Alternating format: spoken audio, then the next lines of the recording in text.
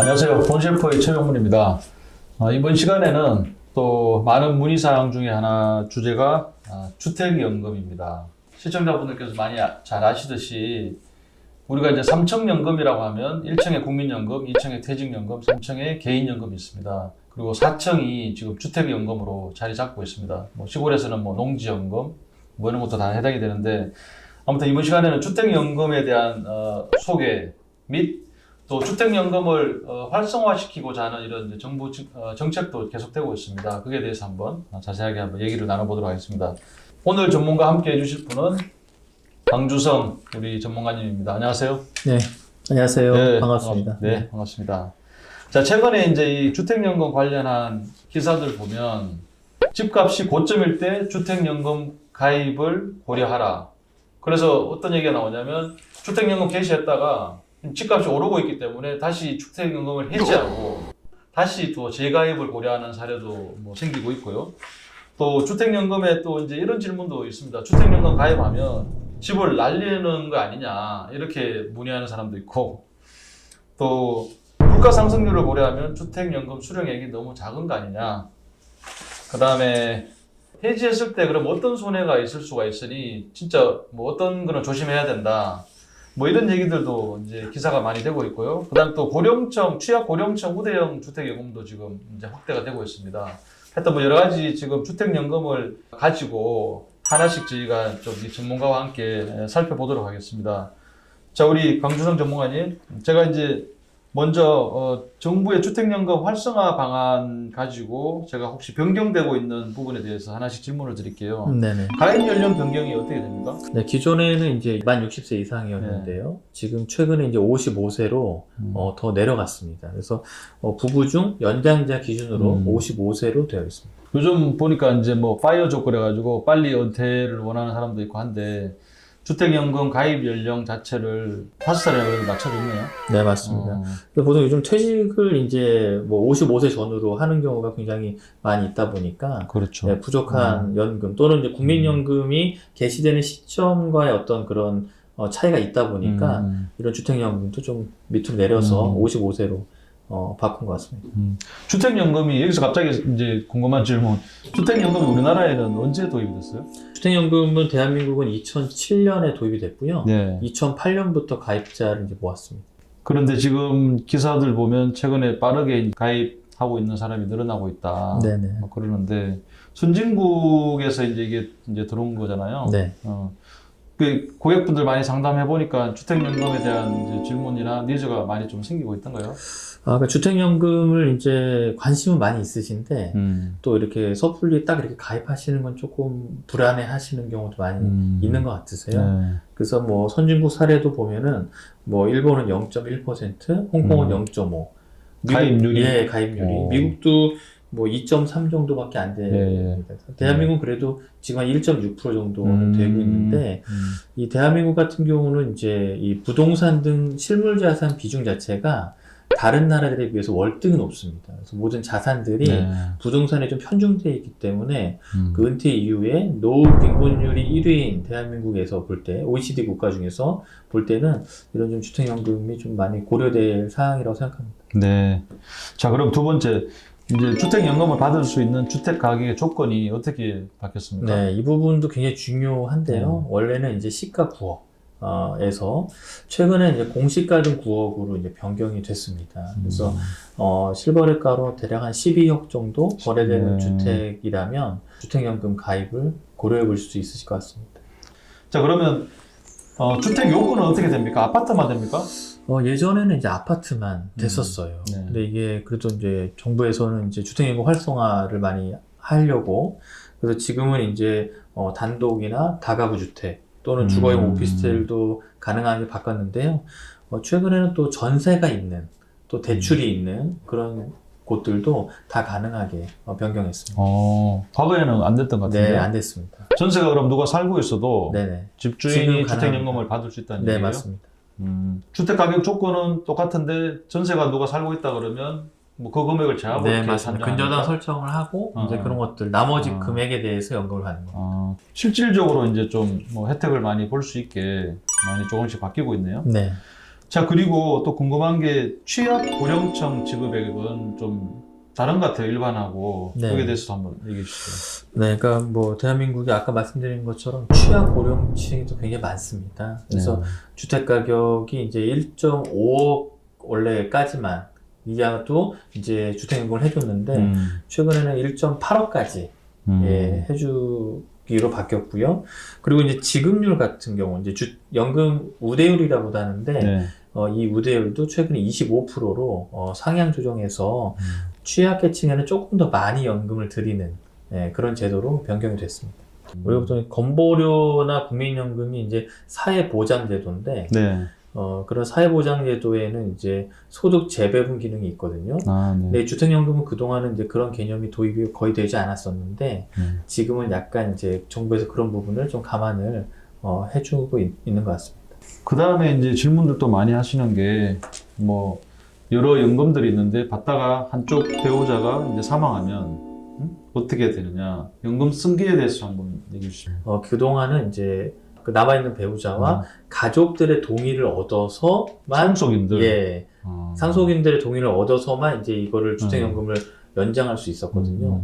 근데 이 부분이 최근에 신탁 방식 주택연금이라고 이제 도입이 되면서 자녀들의 동의 없이도 예, 그 남은 배우자의 상속인의 동의만 있으면 연결해서 연금을 종신으로 받을 수 있게 변경이 됐습니다. 이거는 잘 된 것 예, 같은데. 굉장히 이거? 잘 된 거죠. 예. 사실은 이게 주택연금 받으려고 하는 그게 가장 큰 어떻게 보면 장애물? 이제 그게 자녀였거든요. 네, 그죠? 맞습니다. 네. 자녀들이 이제 어차피 돌아가시면 상속 받을 건데 왜 상속 받을 내 재산을 네. 주택연금으로 저렇게 받으시지? 이런 참 이렇게 그런 상황이 생길 수도 있는데 배우자한테 자동으로 승계된다는 거는 굉장히 잘 된 것 같습니다. 네. 자, 그리고 유휴주택 활용 부분도 있는데 뭐 어떤 얘기입니까? 네, 그러니까 만약에 이제 주택연금을 하고 있는데 방이 남은 거예요. 네. 예, 방이 남은 경우에는 이거를 이제 청년이나 신혼부부 등에게 임대를 해줄 수 있는 이제 그렇게 뭔가 요즘에 보면은 이제 집들을 이렇게 이런 경우들을 많이 이용해서 하거든요. 네. 그래서 이런 사이트들도 많이 발달되어 있기 때문에 그렇게도 이제 임대주택 활용할 수 있게도 해주고 있습니다. 자, 그리고 2월부터인가 이제 주택연금 신규 신청자한테 월 지급금이 조금 오른 것 같아요. 평균 한 몇 프로 정도 오른 셈입니까? 네, 그래서 주택연금 이제 신청자들에게 평균적으로 보면 한 0.7% 정도 오른 금액으로 이제 지급을 하고 있습니다. 네. 주택연금 이제 활성화 방안에 대해서 이제 먼저 한번 좀 전체적으로 한번 짚어봤고, 하나씩 그럼 주택연금이 뭐 어떤 건지, 그리고 주택연금 가입 요건 뭐 등에 대해서 하나씩 한번 짚어보도록 하겠습니다. 그 주택연금 요 이제 로직에 대해서 먼저 좀 한번 얘기해 주시죠. 네. 그러니까 보통 이제 주택연금은 집을 소유하고는 있지만 네. 소득이 부족해서 생활이 어려웠다고 생각하시는 분들에게 네. 평생 또는 일정 기간 동안 안정적인 수입을 얻을 수 있도록 집을 담보로 맡기고 그 집에서 거주하면서 국가가 매달 보증하는 연금을 받는 이제 제도인데요. 이것은 이제 은행에 이제 신청을 하게 됩니다. 그래서 가입자가 은행에 신청을 하면 이제 한국주택금융공사에서 이제 보증심사를 네. 하게 되고요. 그리고 금융기관에 다시 이제 보증서를 발급하고 은행에서 다시 이제 가입자에게 대출을 실행해주는 네. 그런 제도로 되어 있습니다. 그러니까 자기 집에 살면서 그동안 평생을 살았을 거잖아요. 네, 맞습니다.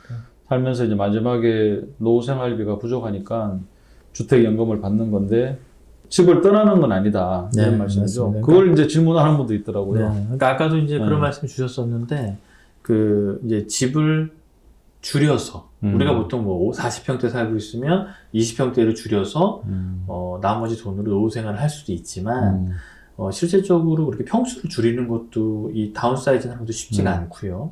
또 여태까지 살아온 그런 커뮤니티도 있잖아요. 네. 또 주변에 뭐 눈들도 있고 시선도 있기 때문에 그냥 그 집에 계속 살기를 또 원하시는 경우도 많이 있으시더라고요. 그래서 그런 분들에게는 또 굉장히 적절하지 않나 네. 그렇게 생각합니다.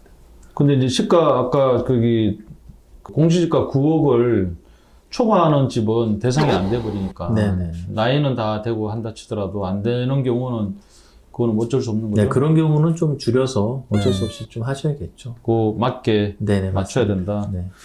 자, 그리고 주택연금 그러면 가입 요건에 대해서 한번 얘기해 주시죠. 네, 아까 이제 서두에도 뭐 이제 60세에서 55세로 바뀌었다고 말씀드렸는데요.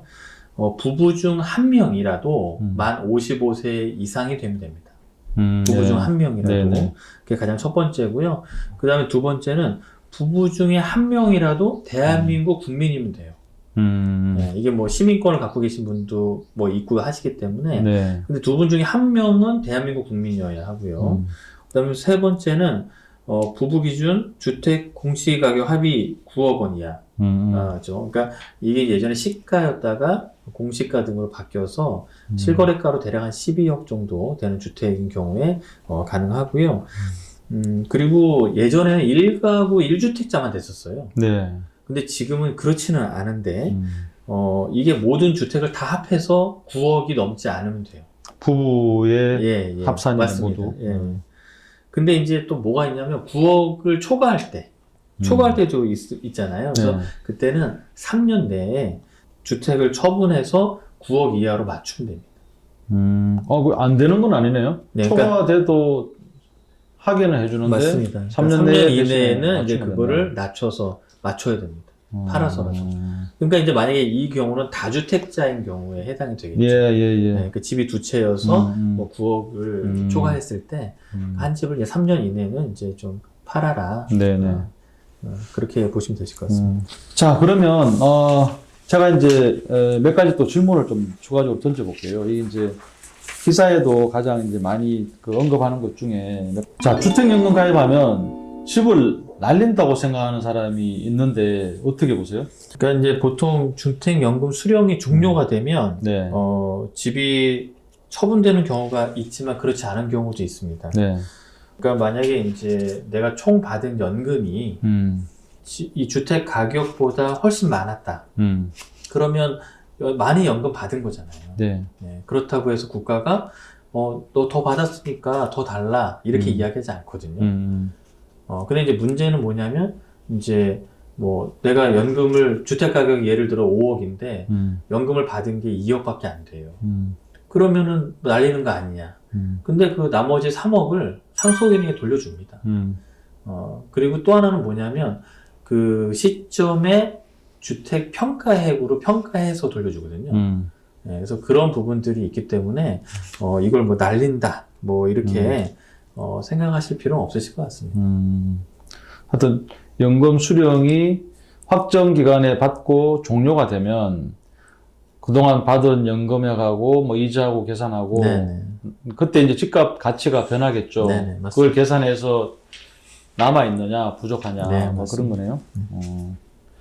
집값이 높을 때 받는 게 유리합니까? 뭐 상관없습니까? 아무래도 이제 우리가 주택연금은 연금을 개시하는 시점에 그런 가입자 연령 또는 주택의 가격 네. 이걸에 따라서 연금액이 정해지기 때문에 주택 가격이 높은 게 더 유리하죠.